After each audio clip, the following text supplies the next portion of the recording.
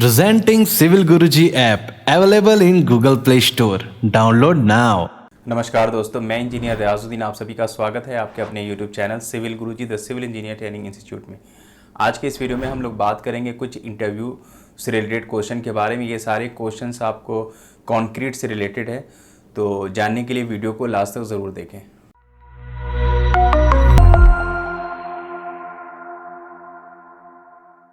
First question है हमारा, how can cracks avoided from the concrete surface. मतलब जो कॉन्क्रीट सरफेस होता है उस पर जो क्रैक्स डेवलप होता है, यानी कास्टिंग से पहले जो है क्या क्या प्रिकॉशन ले सकते हैं जिसकी वजह से हमारे कॉन्क्रीट सरफेस पे क्रैक नहीं हो सके। तो फर्स्ट पॉइंट है, जो हमारा जब कॉन्क्रीट हम लोग बना रहे होते हैं तो उसमें जो वाटर ऐड करते हैं तो मिक्स जो है वाटर का जो रेशियो है वो एक प्रॉपर तरीके से हम लोग वाटर को मतलब मिक्स करें। सेकेंड वन है हमारा प्रॉपर कंक्रीट मिक्स डिज़ाइन। मतलब जो हम कंक्रीट जो भी हमारा मिक्स डिज़ाइन है, मतलब M20 या फिर M25 के लिए हमें कंक्रीट बनाना है तो एक प्रॉपर तरीके से जो उसका अमाउंट है उतने अमाउंट में हम सारे मटेरियल्स को डालें उसमें, और एक क्वालिटी मतलब कंक्रीट बनाने के लिए जो क्वालिटी है उसको मेंटेन करके रखें। तो उस केस में भी हम क्रैक से बच सकते हैं। अगर मालूम हुआ कि अगर आपने किसी भी तरीके से थोड़ा सा सीमेंट कम दिया, रेती ज़्यादा दे दिया, तो उस केस में भी हमारे जो है आपके कंक्रीट सरफेस पे आपको क्रैक्स देखने को मिल सकता है। नेक्स्ट पॉइंट है हमारा, अवॉइड यूजिंग कॉरिडेड रेनफोर्समेंट। मतलब जो जिस रेनफोर्समेंट पे जो जंग लगा हुआ होता है वो रेनफोर्समेंट हमें यूज़ नहीं करना चाहिए। उसमें क्या होता है, ह्यूज अमाउंट में आपका रेनफोर्समेंट में हाइड्रोक्साइड डेवलप होता है, जिसकी वजह से आपका जो रेनफोर्समेंट में के वॉल्यूम में थोड़ा सा इंक्रीमेंट होता है। जब आपके रेनफोर्समेंट में इंक्रीमेंट होगा तो वो एक्सपैंड होगा, और एक्सपैंड होगा तो आपके सरफेस को क्रैक करेगा।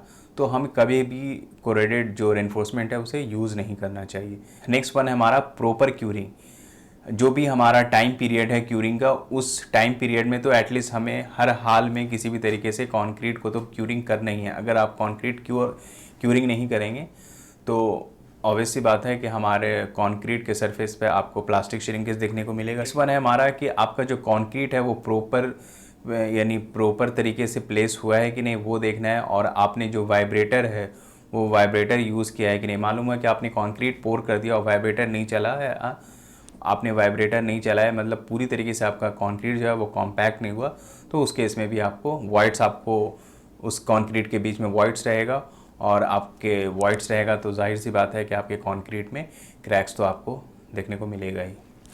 नेक्स्ट क्वेश्चन है हमारा, workability in the term of concrete. आपका जो वर्केबिलिटी है कंक्रीट का वो क्या होता है।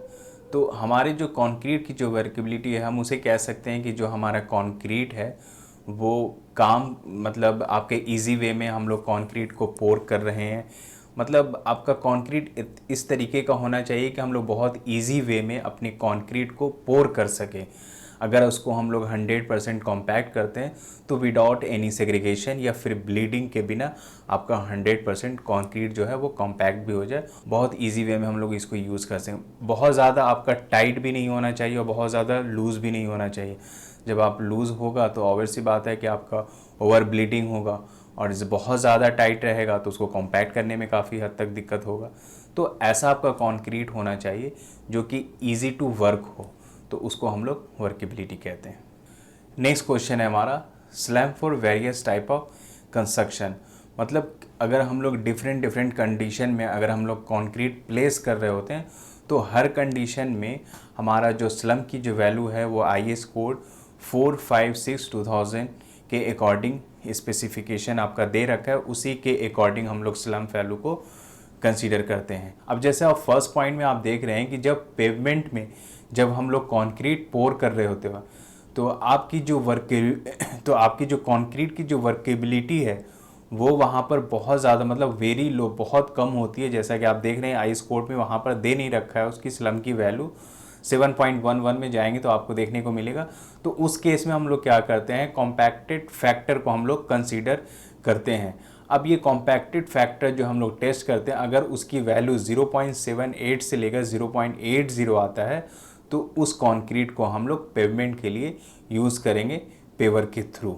नेक्स्ट है हमारा कि अगर हम मास कंक्रीट मतलब बहुत ज़्यादा कंक्रीट यूज़ हो रहा है, मास कंक्रीट, और लाइट रेनफोर्समेंट यूज़ हो रहा है, जहाँ जैसा कि आप लाइट रेनफोर्समेंट मतलब बहुत कम रेनफोर्समेंट यूज़ हो रहा है, वो स्लैब में भी हो सकता है, बीम में भी हो सकता है, कॉलम वगैरह में भी हो सकता है। तो उस केस में हम लोग लो वर्क कैपेबिलिटी को हम लोग यूज़ करेंगे। जो स्लम की जो वैल्यू है वो 25 से लेकर 75 mm तक होना चाहिए। नेक्स्ट है हमारा मास कंक्रीट में ही, पर यहाँ पर जो रेनफोर्समेंट है वो हेवी रेनफोर्समेंट हो, मतलब जो भी आपका जो कंपोनेंट है उसमें जो रेनफोर्समेंट की मात्रा है वो बहुत ज़्यादा हो, चाहे वो आपका कॉलम हो, बीम हो, स्लैब हो। तो उस केस में हम लोग जो आपका स्लम्प है उसकी जो वैल्यू हम लोग 75 से लेकर 100 mm एक्सेप्टेबल होता है। मिनिमम जो है वो 75 mm और मैक्सिमम जो है वो 100 mm होना चाहिए। इससे ज़्यादा और इससे अगर कम हो तो उस कंक्रीट को हम लोग यूज़ नहीं कर सकते हैं according to IS code. Next है हमारा पम्प्ड कंक्रीट। पम्प कंक्रीट किसे कहते हैं वो हम लोग आगे डिस्कस करेंगे। तो उस केस में हमारा जब पंप कंक्रीट हम लोग कर रहे होते हैं तो उस केस में हम लोग स्लम की जो वैल्यू है, मतलब उसकी जो डिग्री ऑफ वर्केबिलिटी है वो हाई होती है, और उस केस में हम लोग 100 से लेकर 150 mm तक हम लोग स्लम की वैल्यू कंसीडर करते हैं पम्प्ड कंक्रीट में। नेक्स्ट है हमारा ट्रेंच। जब हम लोग ट्रेंच में कंक्रीट पोर करते हैं या फिर आपका जो पाइलिंग के लिए जो कंक्रीट पोर करते हैं तो उसका जो स्लम्प है वो बहुत वेरी हाई होता है। तो उसका जो स्पेसिफिकेशन आपको 7.1.2 में आपको देखने को मिलेगा, यहाँ पर आपका जो है वो इंक्लूडेड नहीं है। नेक्स्ट क्वेश्चन है हमारा कि जो पम्प्ड कंक्रीट हम लोग करते हैं, अब जैसे बड़ी बड़ी जो हाई राइज बिल्डिंग होता है तो वहाँ पर जैसा आप स्क्रीन पे देख रहे हैं कि बहुत हाई राइज बिल्डिंग है, तो इस केस में हम लोग जो कंक्रीट पोर करते हैं तो वो जो कंक्रीट है हम लोग पंप के थ्रू करते हैं। तो उस पंप के थ्रू जो कंक्रीट हम लोग पोर करते हैं तो वो कंक्रीट की जो स्लम्प वैल्यू है वो 75 से लेकर 100 mm होना चाहिए। नेक्स्ट क्वेश्चन है हमारा what are the number of sample cube taken in different volume. मतलब हम लोग जो डिफरेंट हमारा जो वॉल्यूम होता है, अलग अलग वॉल्यूम जो कंक्रीट हम लोग करते हैं, तो हर वॉल्यूम के केस में कितना हमें सैंपल तैयार करना होता है क्यूब का टेस्ट के लिए।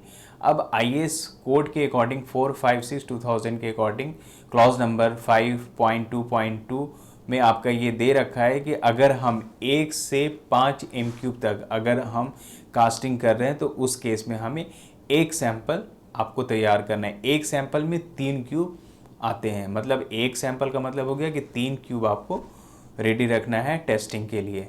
6 से 15 m³ तक अगर हम लोग कास्टिंग करते हैं तो उस केस में हम लोग 2 सैंपल हमें लेना है। अगर हम 16 से 30 तक, अगर हम 16 m³ से 30 m³ तक अगर हम कास्टिंग कर रहे हैं तो उस केस में हमें 3 सैंपल लेना है। अगर 31 m³ से लेकर 50 m³ तक आपका कास्टिंग है तो उस केस में आपको 4 सैंपल तैयार करना है, मतलब आपको 12 क्यूब रेडी करना है टेस्टिंग के लिए।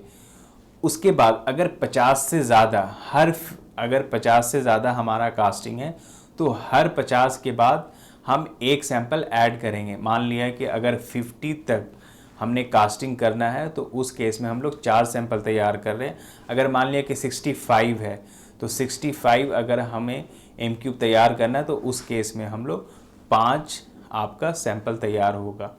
तो ऐसे 50-50 के बाद हम लोग एक एक सैंपल और ऐड करते जाएंगे।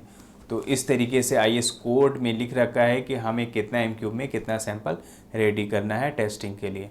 नेक्स्ट क्वेश्चन है कि जो हमारा जो क्यूब होता है जिसकी जो साइज़ है 150 mm into 150 mm into 150 mm, तो जैसा आप देख रहे हैं कि ये हमारा मोल्ड है, इसमें हम लोग जो कंक्रीट पोर करते हैं टेस्टिंग के लिए, जो क्यूब बनाते हैं, तो इस कंक्रीट क्यूब का वेट कितना होता है। तो इस कंक्रीट क्यूब का जो वेट है वो 8.1 kg पर क्यूब इसका वेट होता है। याद रखें हमेशा कि ये जो मोल्ड है वो 150 mm into 150 mm into 150 mm का होना चाहिए। उसका वेट 8.1 kg है कंक्रीट क्यूब का, ना कि मोल्ड का। तो आज के वीडियो में बस इतना ही, और हम लोग नेक्स्ट वीडियो में और भी हम लोग क्वेश्चंस के बारे में डिस्कस करेंगे। तो बने रहिएगा हमारे साथ। तो मिलते हैं हम लोग नेक्स्ट पार्ट में, तब तक के लिए नमस्कार।